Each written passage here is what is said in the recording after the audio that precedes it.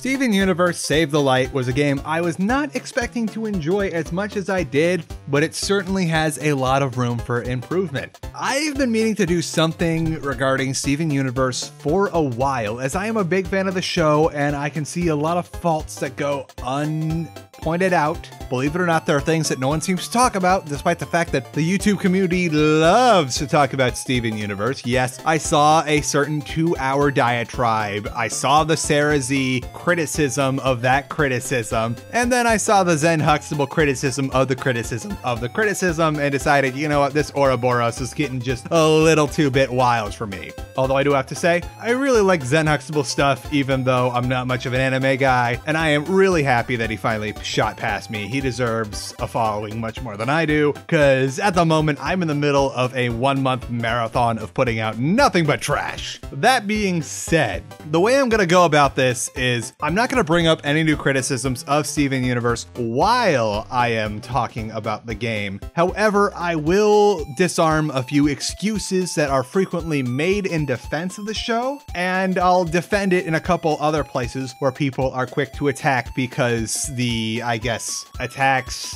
arguments against seem poorly framed. I could have worded that a lot better, but you know what? Let's just get into it. Steven Universe Save the Light is an immediate sequel to the mobile game Steven Universe Attack the Light, where Steven, the Crystal Gems, Greg, Connie, and Peridot, who is not yet a Crystal Gem, are all going out to have themselves a good time and save their new light buddy from the last game. A new gem called Hessenite is here, and apparently, as all gems do, they magically have a past with the Crystal Gems. Steven Universe Save the Light plays very much like an old school RPG with party composition, synergies between party members, and a lot of, hey, you're gonna find the thing, you're gonna grind the thing, and then you're gonna beat the boss. I admit in my playthrough of this game, I did not have to do much grinding. However, I did not let a single enemy go past my wrath.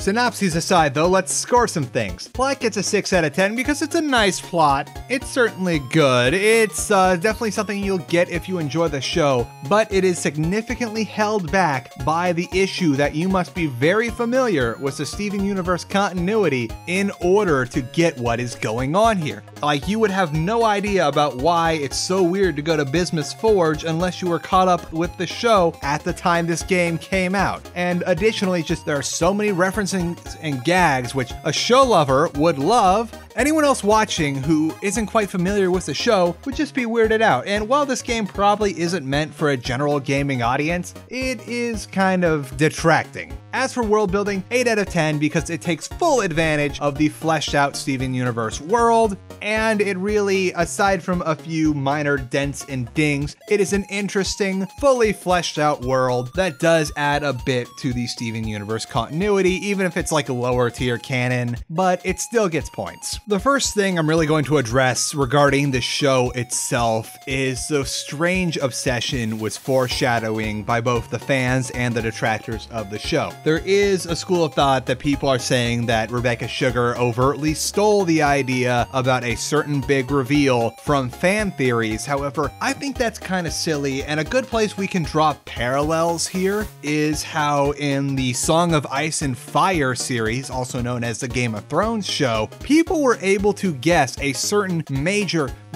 plot point in the end game of the series well before it was affirmed. And when it was affirmed, people noticed, yes, there were foreshadowing and context clues everywhere that what we thought was a thing was indeed a thing. I'm really trying to be vague here because of all the fandoms, A Song of Ice and Fire will really poop itself if you mention any spoilers of any variety, no matter how old they might be.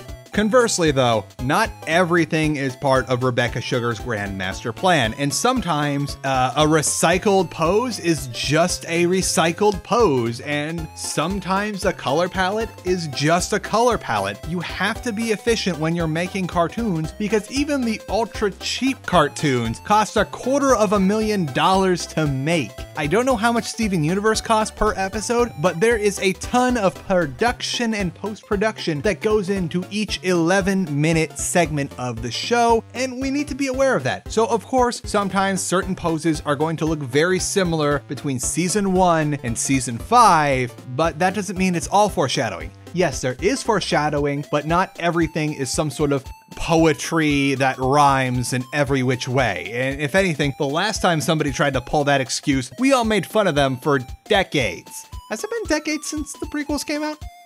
Okay, almost, but you get the idea.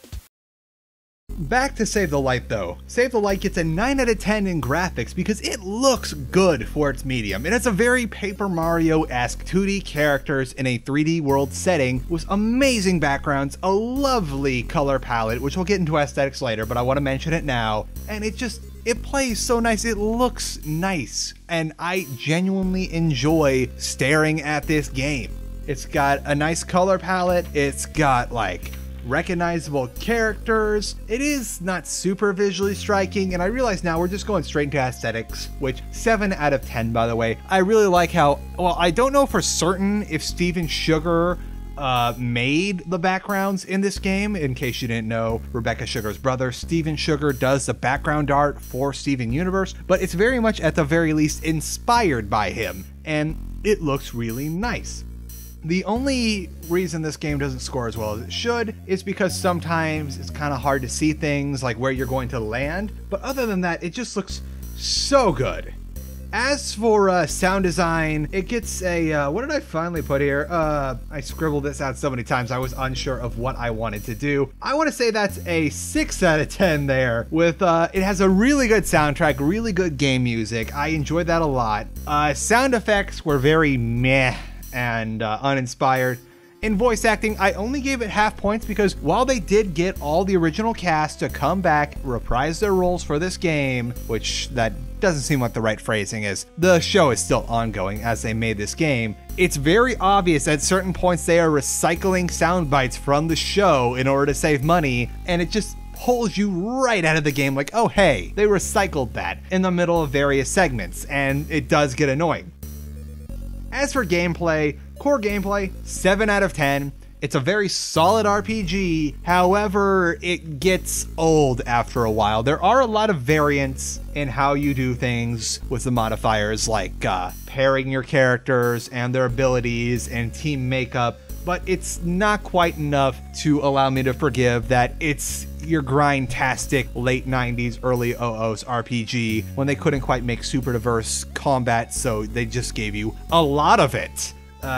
Player character handling gets a 7 out of 10. Everything is great. Menus are intuitive, characters move about how you'd expect them each individually to move. Only downside is because they're doing the whole Paper Mario thing, sometimes it's very hard to see where exactly you are going to land based on your jumping, and there are platforming segments, and anytime you have trouble telling where you're going to land, do not put platforming segments in there, because that just makes everyone upset. I was very upset. Diversity of gameplay gets a 6 out of 10. There are the modifiers to shake things up with team composition, but at certain points you will be forced to have certain team compositions, especially in the late game where you pretty much need to have Peridot with you at all times in order to solve certain puzzles that allow you to progress, and that gets annoying because I was really enjoying my Greg, Connie, Steven, I want to say, oh yeah, I had Garnet playing the tank for a while, and that was a great synergy because I could have Garnet pull aggro, Connie blocks Greg, and Greg just buffs everyone, and you have to have Steven in the party, but Steven has this pain train ability that if you dump a lot of points into attack with Steven, you're gonna have a great time because he just literally steamrolls through all the enemies and knocks the guys in the back row off the map to their death. By the way, if you're achievement farming in this game, that is the easiest way to get the do 100 points of damage in one hit attack. Just knock somebody off of the cliff into spikes or whatever, and you instantly get that achievement like that. Shifting back to general Steven Universe criticisms for a moment, or disarmaments of criticisms, this is less about Steven Universe in particular, but an entire genre of cartoons in general. Stop making excuses for CalArt's style. It's cheap. I get that it streamlines things. However, the big one I see people throw up whenever anyone criticizes the fact that all these cartoons look perfectly the same is that one picture of all those characters from 80s cartoons. And the first thing I think is, congratulations, you just compared yourself to one of the worst eras in animation ever.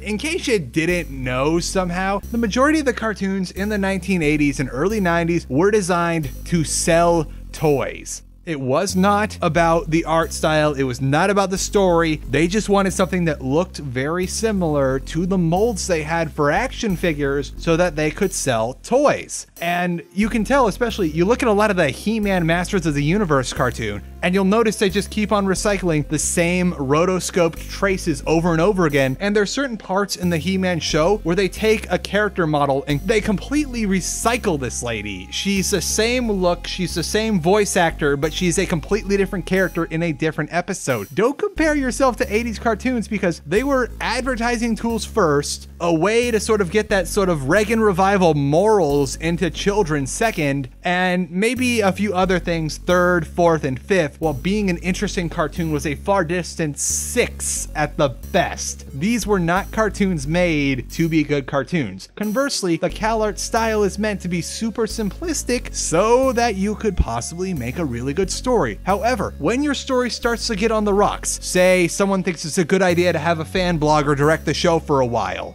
you're gonna run into some serious problems. And additionally, if you're going to have that simple and streamlined of a style, which you overtly say is so that different art directors and different showrunners, or excuse me, producers is the right term because it's board driven, don't have such egregious off modelings. I get like if it's a little bit to show design in a character, but for a lot of the animation errors that you see in Steven Universe, there's really no excuse. You cannot chalk up a lot of these things to, oh, that was artistic direction. That was not artistic direction. That was artistic apathy. And this isn't any one particular storyboard artist or any one particular director. This is a common fault I have seen in the show time in and time out that has very rare exception. I think the one major exception I can think of, other than Mindful Education, which I don't like because personally I believe that is when the show jumped the shark, is the season 5 finale. That was just on it the whole time and it looked great. I am so glad they brought out the big guns for that moment. The one, you know what I'm talking about. I don't want to spoil it in case you haven't seen it, but that was worth every penny. I don't care how much that cost. That was worth it for that one scene. It was amazing. Bringing things back into focus, however, it's okay to allow your producers and designers to take a bit of artistic liberty, but they need to, at the very least, if not staying perfectly on model, staying on proportion. I know that the heights of characters are intentionally kept vague in order to like show certain emotional dynamic, but you can't just constantly change people's proportions because it gets jarring. Like really, that one embarrassing scene from when Garnet decides she's going to be lol so random for a day, you can't do that. Like, you guys at the Crewniverse are professionals. You get checks from Cartoon Network, so I ask, please reflect that in your storyboards and drawings.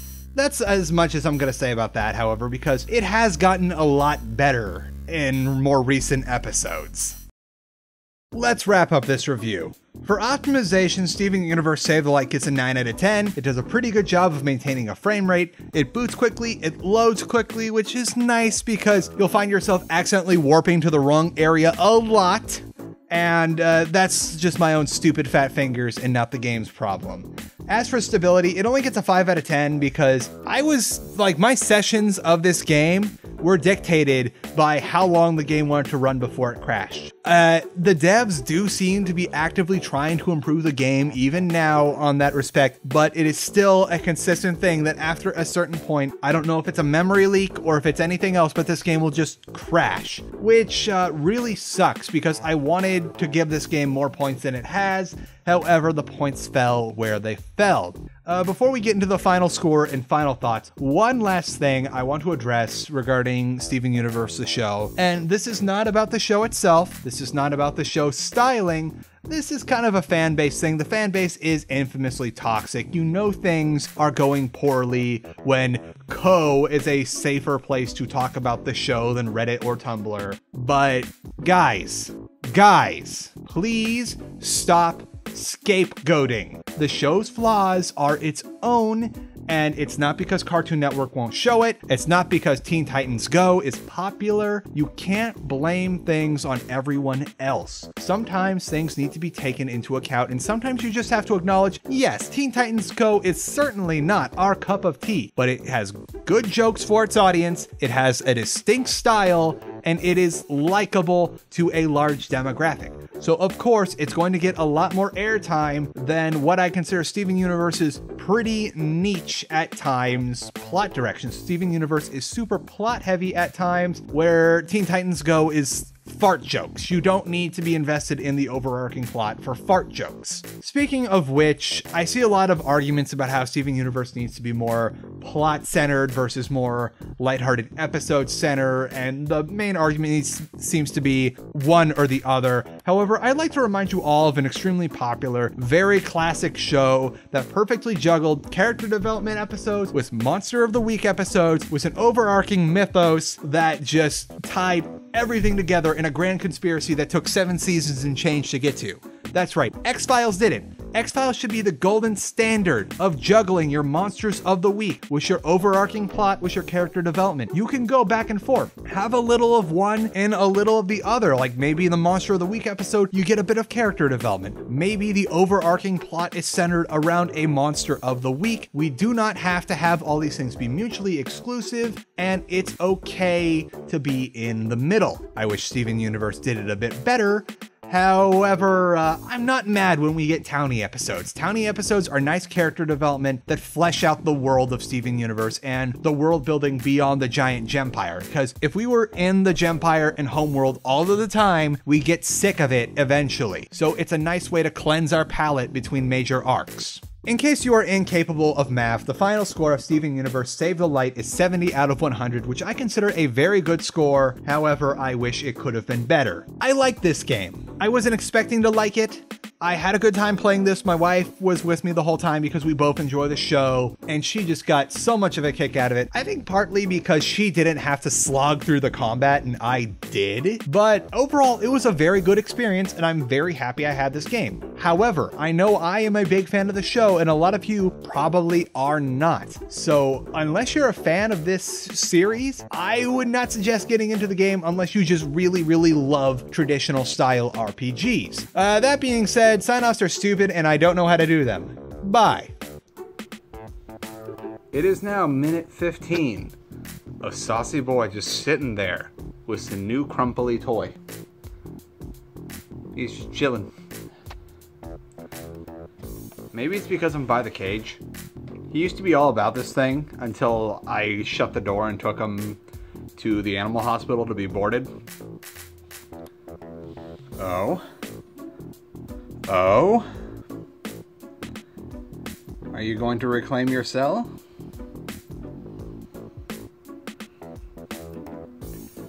Apparently this is good for the cat. It allows them to become more acclimated with the carrier, and something about like that way they won't be so freaked out when they're carried around in it. However, I'm not going to do much carrying because even with like heavy duty tape reinforcements, this thing is still really flimsy. We're just going to get another carrier. Because you're too big for the other one.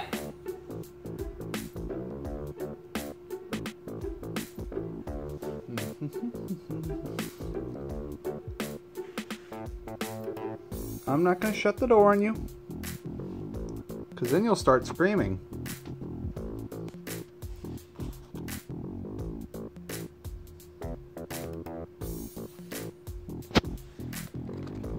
Oh, he knows my tricks.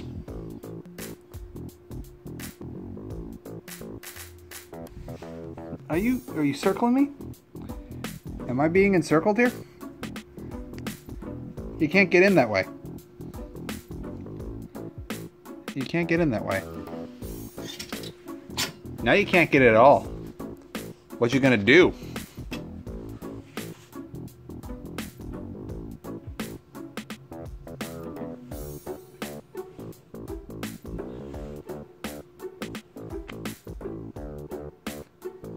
Are you trying to find an alternate way in? Because you're not going to find one.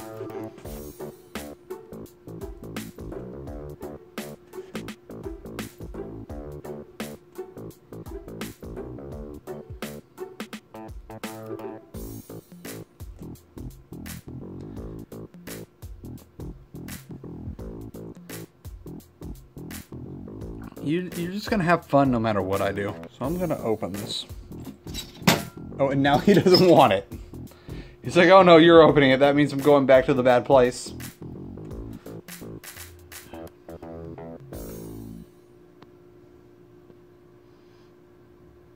Bye.